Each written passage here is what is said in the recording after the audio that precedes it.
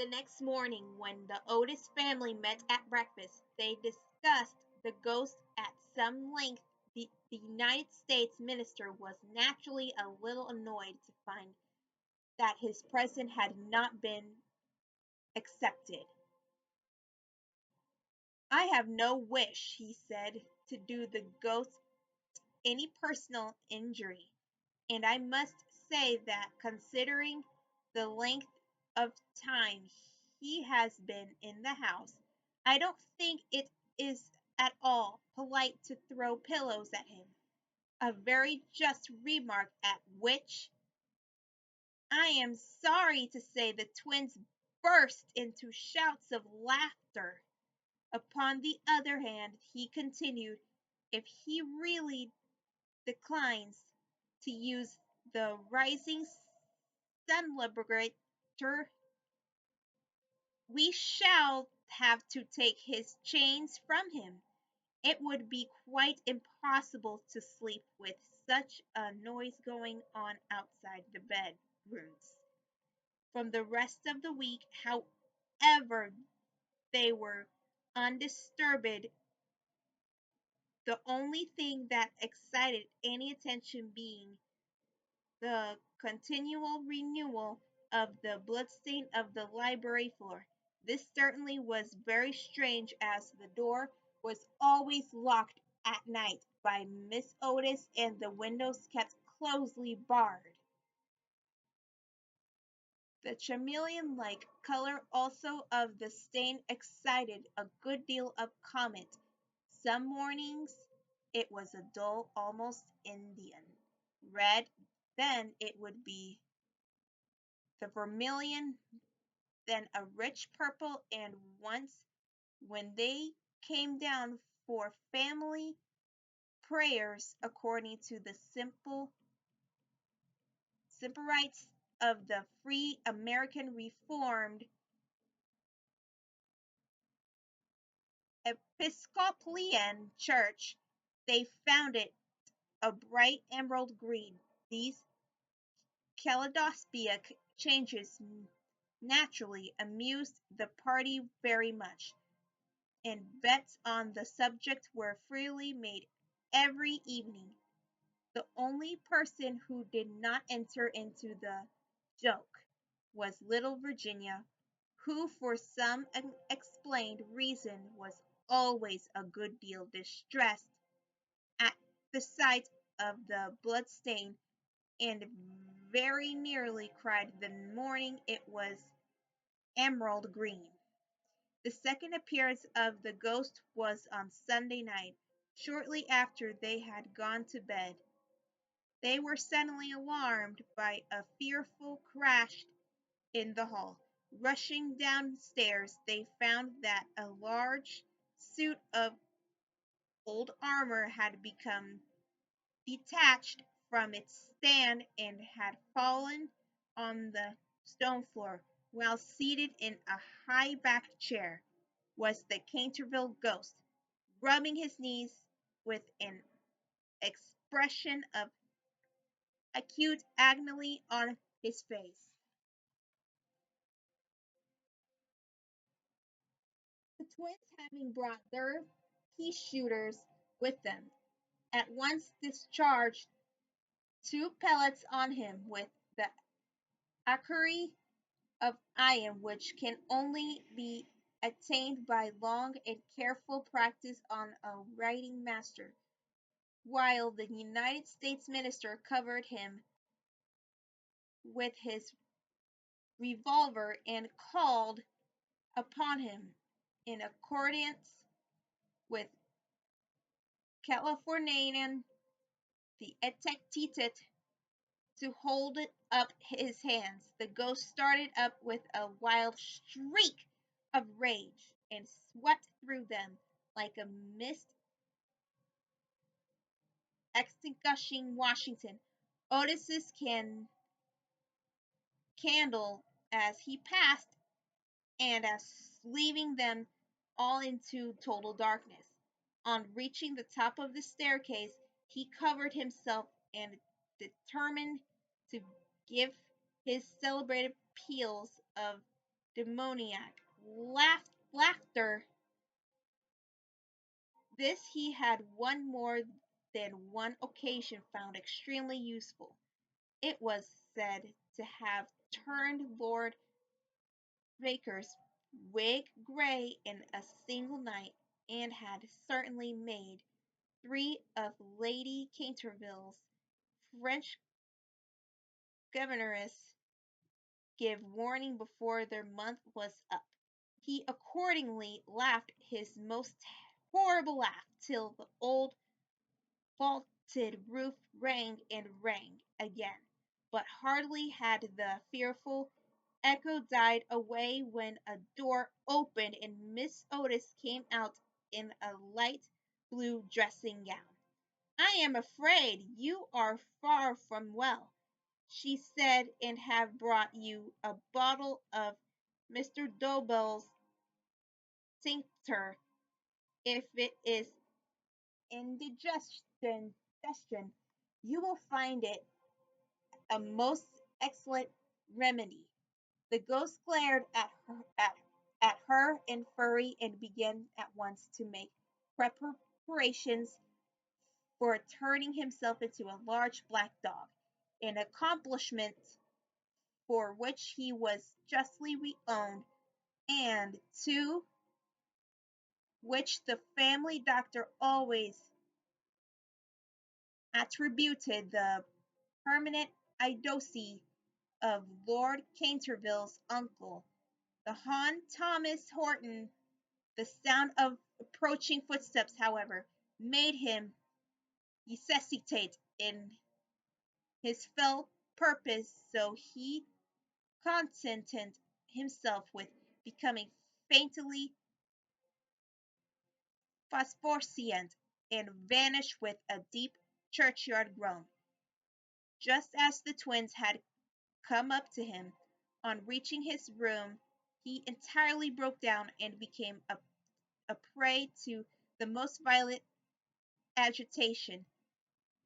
The vulgarity of the twins, and the gross materialism of Miss Otis were naturally extremely annoying, but what really distressed him most was that he had been unable to wear the suit of mail he had hoped that even modern Americans would be thrilled by the sight of a spectre in armor, if for no more sensible reason, at least out of respect for their national poet, Longfellow, over whose graceful and attractive poetry himself had whiled away many a weary hour when the Cantervilles were up in town. Besides, it was his own suit. He had worn it with great success at the Kenilworth tournament, and had been highly complimented on it by no less a person than the Virgin Queen herself. Yet when he had put it on, he had been completely overpowered by the weight of the huge breastplate and steel casque, and had fallen heavily on the stone pavement, barking both his knees severely and bruising the knuckles of his right hand. For some days after this he was extremely ill, and hardly stirred out of his room at all, except to keep the bloodstain in proper repair. However, by taking great care of himself, he recovered, and resolved to make a third attempt to frighten the United States minister and his family. He selected Friday the 17th of August for his appearance, and spent most of that day in looking over his wardrobe, ultimately deciding in favor of a large slouched hat with a red feather, a winding sheet frilled at the wrists, and neck and rusty dagger. Towards evening a violent storm of rain came on, and the wind was so high that all the windows and doors in the old house shook and rattled. In fact, it was just such weather as he loved. His plan of action was this: he was to make his way quietly to Washington Otis's room, gibber at him from the foot of the bed, and stab himself 3 times in the throat to the sound of slow music. He bore Washington a special grudge, being quite aware that it was he who was in the habit of removing the famous Canterville bloodstain by means of Pinkerton's Paragon detergent, having reduced the reckless and foolhardy youth to a condition of abject terror. He was then to proceed to the room occupied by the United States minister and his wife, and there to place a clammy hand on Miss Otis's forehead, while he hissed into her trembling husband's ear the awful secrets of the charnel house with regard to little Virginia. He had not quite made up his mind. She had never insulted him in any way, and was pretty and gentle. A few hollow groans from the wardrobe, he thought, would be more than sufficient, or if that failed to wake her, he might grapple at the counterpane with pulsy twitching fingers. As for the twins, he was quite determined to teach them a lesson. The first thing to be done was, of course, to sit upon their chests, so as to produce the stifling sensation of nightmare. Then, as their beds were quite close to each other, to stand between them in the form of a green icy cold corpse, till they became paralyzed with fear, and finally to throw off the winding sheet and crawl round the room, with the bleached bones and one rolling eyeball, in the character of Dumb Daniel, or the suicide skeleton, a role in which he had on more than occasion produced a great effect, and which he considered quite equal to his famous part of Martin the Maniac, or the Masked Mystery. At 10:30 he heard the family going to bed.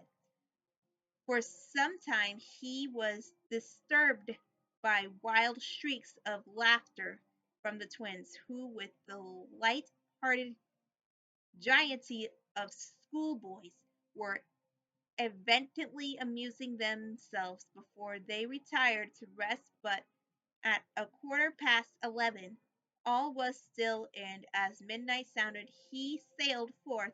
The owl beat against the window panes, the raven croaked from the old yew tree, and the wind wandered moaning round the house like a lost soul.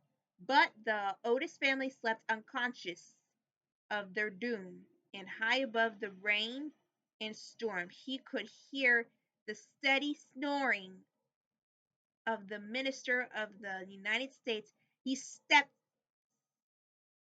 stealthily out of the wainscoting with an evil smile on his cruel, wrinkled mouth, and the moon hid her face in a cloud as he stole past the great oriel window, where his own arms and those of his murdered wife were blazoned in azure and gold, and on the glided like an evil shadow, the very darkness seeming to loathe him as he passed.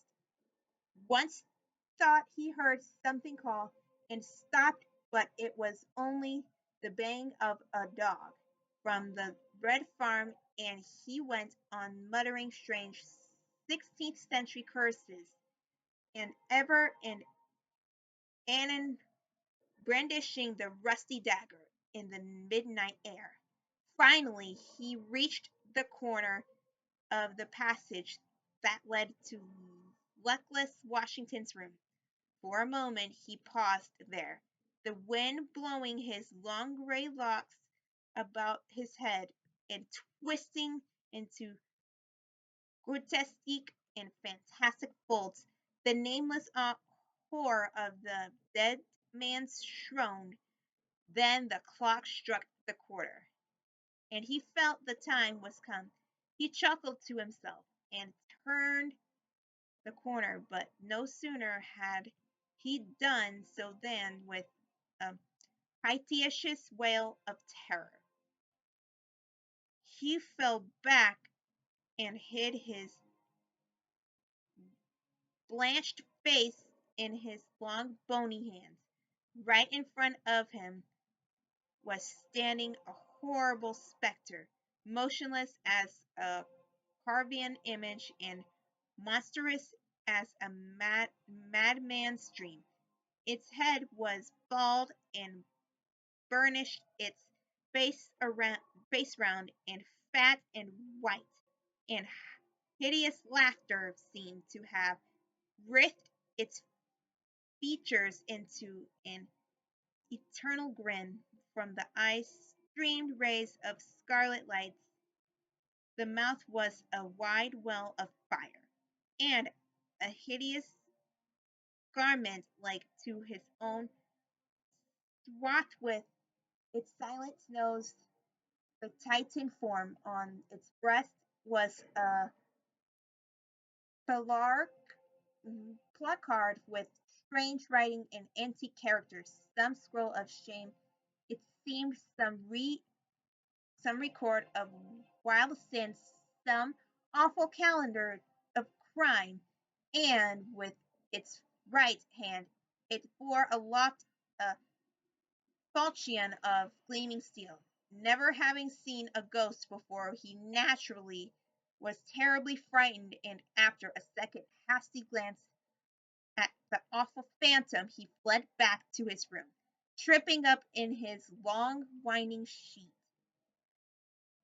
As he sped down the corridor and finally dropping the rusty dagger into the minister's jackboots, where it was found in the morning by the butler, once in the privacy of his own apartment. He flung himself down on a small pallet bed and hid his face under the clothes. After a time, however, the grave old Canterville spirit as asserted itself, and he determined to go and speak to the other ghost as soon as it was daylight. Accordingly, just as the dawn was touching the hills with silver, he returned toward the spot where he had first laid eyes on the grisly phantom, feeling that after all two ghosts were better than one, and that by the aid of his new friend he might safely grapple with the twins.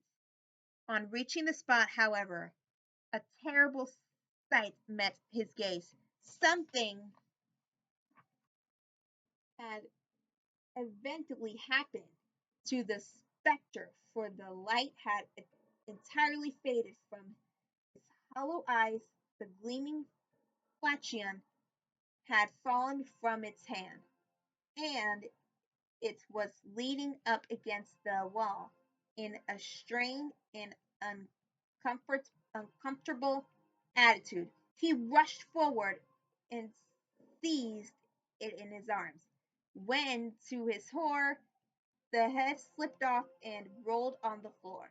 The body assumed a recumbent posture, and he found himself clasping the white dimity bed curtain with a sweeping brush, a kitchen cleaver, and a hollow turnip lying at his feet. Unable to understand this curious transformation, he clutched the placard with feverish haste, and there in the gray morning light he read these fearful words: "He gets ghosted. Yo unlie true and original spook. Beware of the imitationals. All others are counterfeited." The whole thing flashed across him. He had been tricked, foiled, and outwit! The old Canterville look came into his eyes. He ground his toothless gums together, and raising his withered hands high above his head, swore according to picturesque phraseology of the antique school that was Chancellor had sounded twice his merry horns. Heated of blood, would be roused and murdered walk aboard with silent feet. Hardly had he finished this awful oath when from the red tiled roof of distant homestead a cock crew. He laughed a long, low, bitter laugh, and waited hour after hour he waited, but the cock, for some strange reason, did not crow again. Finally, at 7:30, the arrival of the housemaids made him give up his fearful vigil, and he stalked back to his room, thinking of his vain hope and baffled purpose. There he consulted several books of ancient chivalry, of which he was exceedingly fond, and found that on every occasion on which his oath had been used, Chancellor had always crowed a second time. Perditon seized the naughty fowl, he muttered. I have seen the day when with my stout spear I would have run him through the gorge and made him crow for me and swear in death. He then retired to a comfortable lead coffin and stayed there till evening.